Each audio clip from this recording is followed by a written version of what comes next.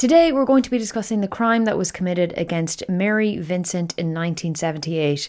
This is probably one of the most horrific, cruel and callous crimes that I have ever come across, but equally it is such an unbelievable story, and the amount of admiration I have for the victim, Mary Vincent, it's massive.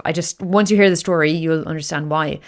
When I tell the story today, it's going to be a little bit different than previous videos, as I am going to blend together two of my hobbies / passions, one of which, as you guessed, is true crime, and the other one is anything to do with baking, cooking, anything to do with the kitchen, basically. So I am actually going to be making some cookies today and then speaking about the crime over that video. So kind of similar to crime and makeup videos, except I hate makeup in general. I'm really bad at putting it on. It looks lovely, but I'm just terrible at it. So I can actually bake and cook. So that's what I'm going to do instead. So let me know what you think about it. I'll probably do this for a few more videos just because it's a lot easier with editing, and I also enjoy it way more than just staring at a camera myself and showing my face, because it's all very embarrassing. So here is the story. Mary Vincent was born in 1963 and she lived in Las Vegas with her family. She was one of 7 children, so it was actually quite a big family. Her dad was a mechanic and her mother was a blackjack dealer, which is very Las Vegas-y, and she also served in the military. Throughout Mary's childhood, it became really clear that she was a performer. She was very creative. She was into all of the arts. She liked to dance. She was actually a really, really good dancer. And she even did a solo once to open a Miss Universe pageant that was actually broadcast in Las Vegas when she was 13.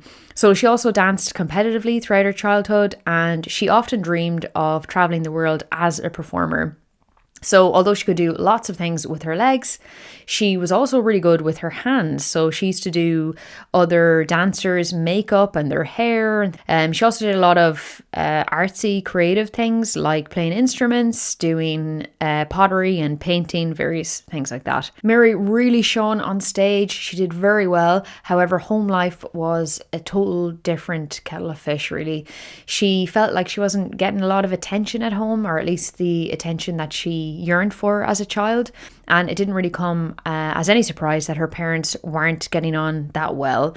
And by the time she was 15, it became pretty clear that Mary's life was going to change indefinitely, because her parents at that point were going through a very, very messy divorce. And it was actually so messy, in fact, that it caused Mary to run away from home because she just preferred to be out of the house than in the house. This actually led to her being homeless and for quite a while, actually, and she would often sleep in the streets, inside unlocked cars and things like that. Eventually, she got really tired and exhausted of the homeless life. I think she probably underestimated how difficult it would be as a 15-year-old. So instead of going back to her parents' house, she decided that she would try to go to her grandfather's house. But remember, Mary lived in Las Vegas. Her grandfather lived in California, so it was a little bit away, to say the least. So she had a bit of a scheme. She thought that she would be able to hitchhike all the way to her grandfather's home in Berkeley in California. So that was her plan, and it made a lot of sense to her at the time. When Mary decided that she was going to hitchhike, she actually found another group of teenagers who were hitchhiking in basically the same direction. So remember, at this time, a bunch of them are homeless and they're traveling around trying to find, places to stay, food, family, various things like that. So she found a group that happened to be going in the same directions. And it's important to remember that, this was back in 1978. So hitchhiking back then was actually pretty common, especially for teenagers, because obviously they didn't really have cars back then. And that was typically quite an effective way, really, to get around. Obviously, it came with some risks, but back then, I think people were maybe a little bit more aloof in terms of what could go wrong with those situations. And we've all been teenagers at some point. You don't really think that anything bad will ever happen to you. It just happens to other people, but never you.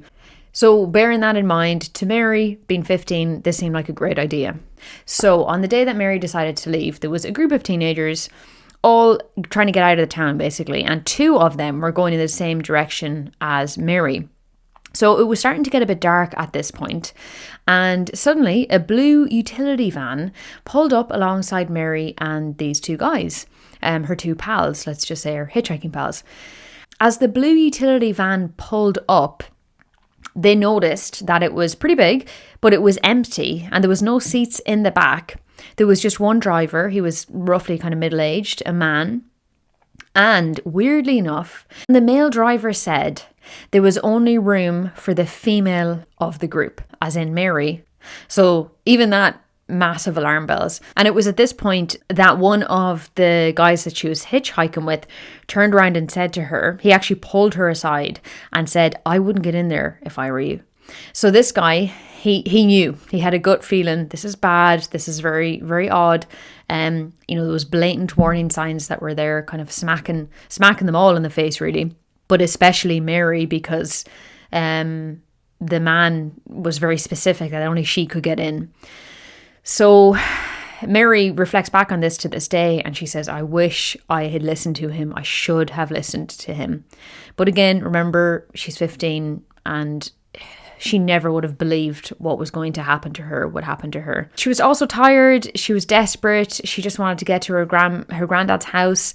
So against her better judgment, she got into the van. And basically the first hour was fine, and she actually started to feel at ease because she thought, oh, that was just, an overreaction. Like, this guy actually doesn't seem too bad. So initially they were on a familiar path out of the Bay Area towards Southern California. So they're on a big interstate. And Mary knew that this was the right way to go. So she actually felt safe enough to fall asleep. So this guy had really kind of lulled her into this false sense of security, making her feel safe enough to sleep. So a little bit of time had passed and she actually woke up and noticed that they were no longer on the main road. So clearly that would freak anyone out. She seen a fast food place on the side of the road and then basically just desert with no lights. And she immediately demanded that they turn around.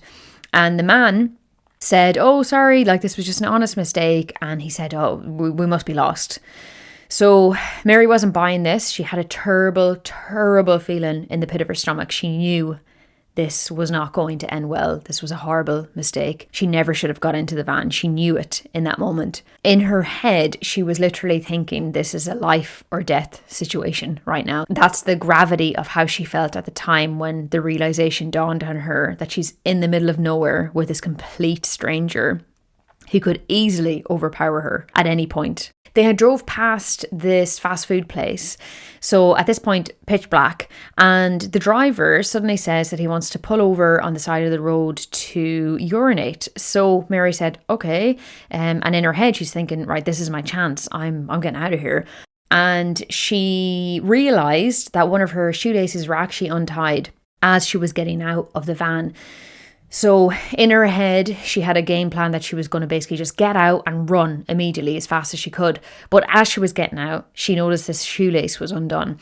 So she was quite quiet when she was actually getting out. She didn't think that he would have heard her because he was off urinating somewhere. So she got out really quietly, realised that she was undone and bent down, tied it up. But then suddenly, bang, darkness. That bang that happened was actually the driver hitting Mary across the head with a sledgehammer. So he quite literally smashed her skull with the sledgehammer. So he then tied her hands behind her back and he violently raped her throughout the night in the back of the van. And throughout this whole horrific ordeal, she was just kind of coming in and out of consciousness. I can only hope she was out more than she was in, so she doesn't remember, or so she remembers as little as possible, basically. This next part is very disturbing. So the driver, the attacker, he used a butcher knife to sexually assault her during the attack.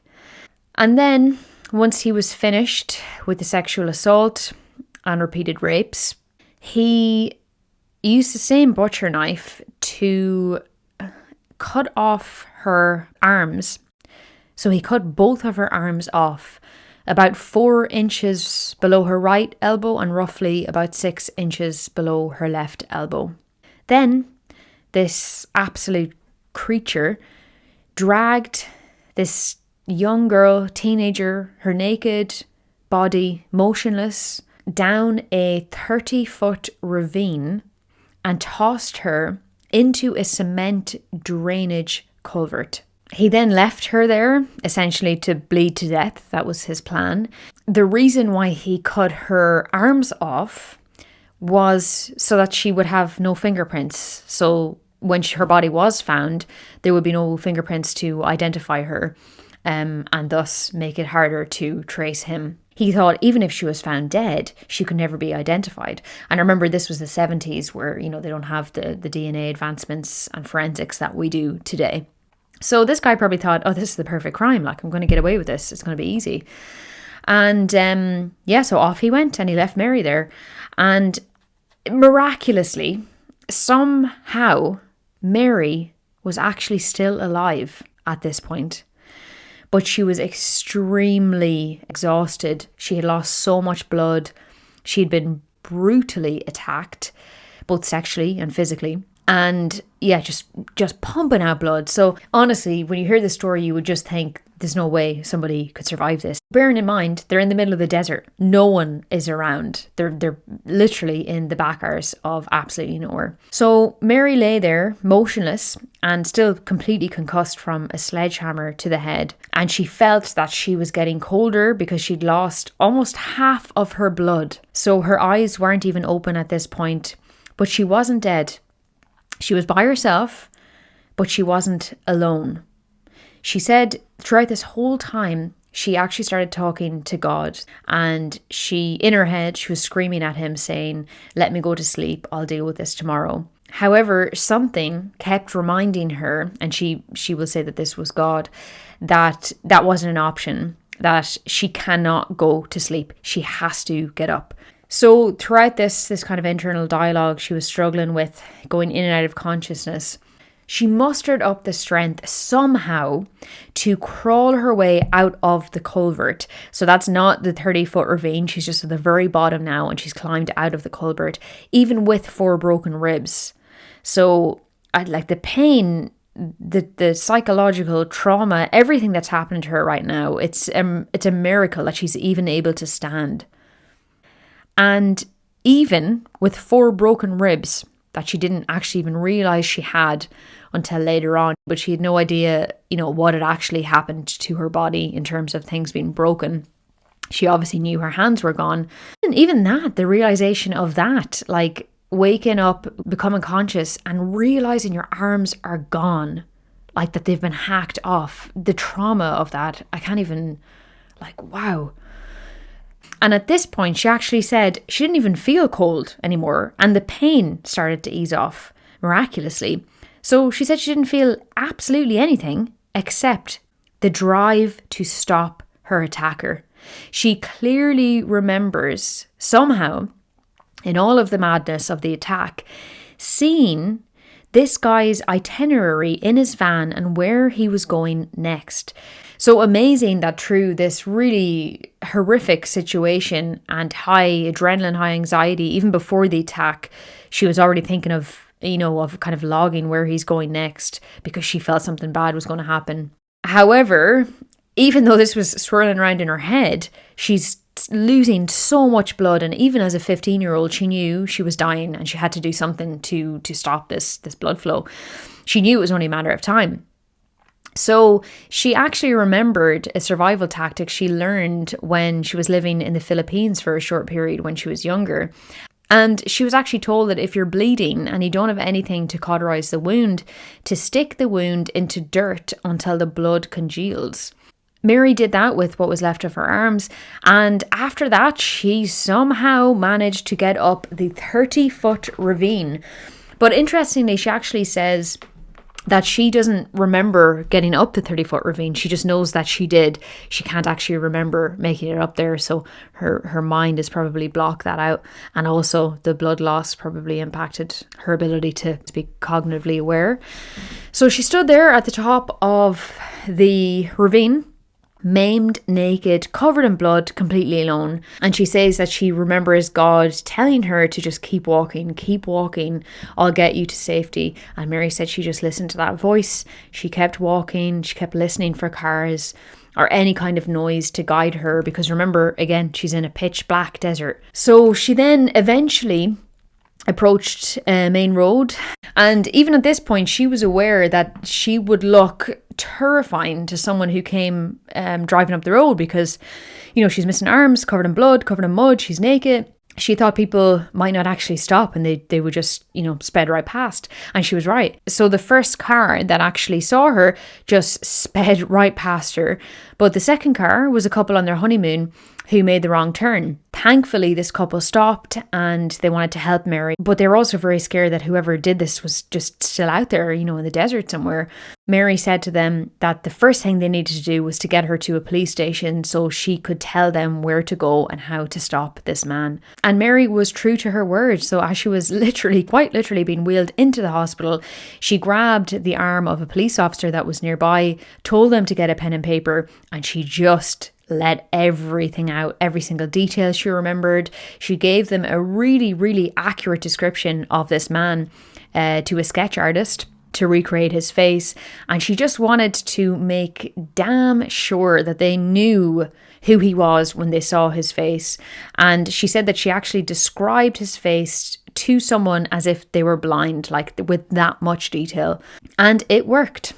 Less than 10 days later, a neighbour recognised the sketch that led to this man's arrest, and this man was called Lawrence Singleton. Although man is probably doing him, that's probably a disservice to all men out there. I don't even know what the hell he is, but some sort of demon. So the trial actually happened relatively pretty quickly after they had arrested him. It was about 6 months later, but within that 6 months, Mary had a terrible time. As you can imagine, she was unable to sleep. She had horrific flashbacks. She was trying to deal with life now, knowing that she had no arms. Something that is just inexplicable to anyone who hasn't experienced anything remotely similar to what she has. Thankfully, a jury found Singleton guilty of kidnapping, mayhem, which is deliberately causing a permanent disfiguring injury, attempted murder, rape, sodomy, and forced oral copulation. So, bizarrely and horrendously, despite the nature of the crimes, sentencing laws in the 70s were very different than they are today, which meant, sickeningly, he only got 14 years, which was the maximum that he was allowed at that time, which is so ridiculous. But anyways, so he got his 14 years, and Mary, even though she was still a teenager at the time of this trial, obviously, because it was only 6 months later, she went to testify against him. When she was asked who did this to her, she was able to point at him with her newly fitted prosthetic arms. And she said that at that moment there was no fear, just anger. She said that she actually felt like she wanted to kill him, and she had never felt that level of anger in her life, that it was a horrible, horrible feeling. And this is like something out of a horror movie, but on the way out of the court, so after he was sentenced to these 14 years, when he passed her, although I don't even know how that was, like, how was he even let pass her, the victim? But anyways, when he passed her, he actually whispered, "If it's the last thing I do, I'll finish the job," which is crazy. So then Mary, even though he was in jail for 14 years, this anger that she felt did start to subside, but it actually got replaced with fear, because she thought, oh my God, he's going to get out someday. 14 years really isn't that very long, especially after some kind of horrific trauma like that. It's going to feel like yesterday. So she was very acutely aware of this, that he would get out at some point relatively soon. Mary tried to move on with her life as best as she could. Luckily, she was still able to have children, and she ended up having 2 children, 2 boys. And she actually said, after this, I would have been lucky to have any kids. My insides were shredded. So, oh God, you can just... Oh, it's so horrible. So she had her 2 boys in the 1980s. Mary's sleep continued to suffer, so she just couldn't stop the nightmares stemming from the trauma. And this is probably, well, obviously the worst part is the attack, but this is up there. So he was meant to serve 14 years. He serves 8 years. 8. So, of course, Mary freaking out, like, what the hell? He's out in 8 years. Now she has 2 sons, so she's worried, oh my God, what if he comes after me? What if he kills my sons? And he threatened her in court that he would finish the job. She must have been absolutely terrified. And this actually spurred Mary to move from California because she was so scared. She says, I was terrified. No one is safe around him. I had to worry about both of my sons being chopped into little pieces. Mary was essentially living her life in fear, but it didn't take too long until this absolute monster struck yet again. About 10 years later, so this would be February 1997, he stabbed to death a woman named Roxanne Hayes, who was a prostitute or sex worker who lived in the area where he lived at the time, which was Florida. And Mary, being the absolute legend that she is, came out of hiding once again to testify against this monster on Roxanne Hayes' behalf, the woman that he murdered. Mary really believed that if she didn't come forward, that he probably would have been let go and he would have had more victims. And she just couldn't live with that thought. Even though she was so afraid of him, she knew he had to be stopped and she wanted to be the one to stop him. And she actually says that at that point, she was more angry at the legal system than she was at him. And I wouldn't blame her, to be fair. A year after this, Singleton was then sentenced to be executed for this woman's murder. But before that sentence was carried out, he actually ended up dying in jail from cancer 3 years later, which was in 2001. The short sentence that he did get for Mary's horrific crime sparked absolute outrage nationwide. And it actually brought about a change in the laws. Mary herself became a powerful advocate for victims of crime and their rights in the 80s and the 90s. And she would often go on like TV shows, she would do interviews, magazine articles, all sorts of things like that. And she was really on the move. She actually made a really big difference. She did all she could to try to get certain laws changed and get rid of dangerous loopholes within laws that meant these dangerous people were getting out of prison early. She also went to Washington, D.C. in 98 and testified in favour of the No Second Chances for Murderers, Rapists or Child Molesters Act, which encourages states to give lengthy sentences to offenders of those crimes. So she also helped pass California's Singleton bill, which stops early releases of criminals who use torture in their crimes. When I first read that it was called Singleton Bill, I always wish that it was called like Vincent Bill, like after Mary instead of after the perpetrator. Do you know what I mean? Like, to me, that kind of makes more sense. But anyway, she did amazing, basically. Everything she did, considering what she'd been through, was absolutely amazing. It took her actually nearly 30 years to feel comfortable in life again. And that's even after she knew that he had died from cancer. She still felt completely unsafe even after his death. So it just shows the extent of a trauma like that. It lasts decades, like absolutely decades. She said that the attack had made her hate men, even her own brothers. And she's kind of emphasised that that's how hard it was on her, that she didn't trust any man at all. And then it actually started to generalise into women as well. So she just didn't trust anyone. About 15 or 16 years ago, she actually married a man whom she really deeply fell in love with. And she said he was the first man that actually helped her to start to gain some of that trust back with men. Nearly 45 years later, Mary is still dealing with the trauma from this event, but she has made massive progress and it no longer defines her. She's come a long way with her prosthetic hands and arms, and she's actually made adaptations to them over the years to make them even better. And she is even able to crack jokes at her own expense. So she says that it's common when she's out and about doing errands that well-intentioned passerbys might offer to give her a hand, like picking something up or whatever. And her response is usually, I'll take 2 if you got him.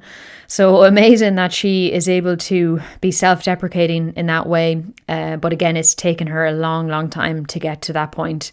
But she says it's not the first or the last time that she'll use that joke. Mary states that she has used art to create beauty out of her depression and her trauma and to help her move forward.